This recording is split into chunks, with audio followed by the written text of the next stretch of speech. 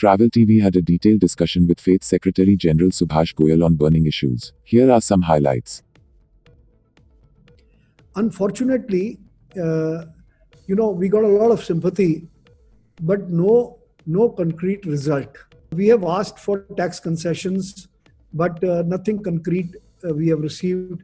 We wanted, there was a moratorium which was there for 3 months. Unfortunately, 31st August, that moratorium is over. And now whatever we had to pay, we have to pay with the interest.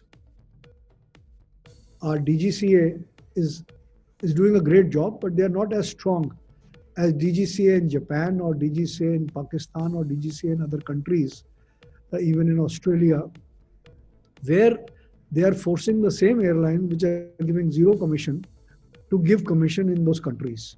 So that is one thing. So partly apart from ITA, I think our government is also to be blamed. But unfortunately, by taking a back seat, ITA is committing suicide.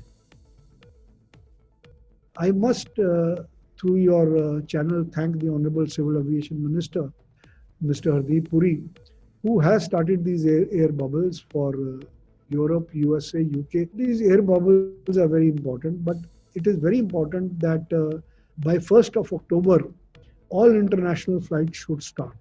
I have requested the government, not only through faith, but also in my personal capacity, that, at least 25% of the railway should start.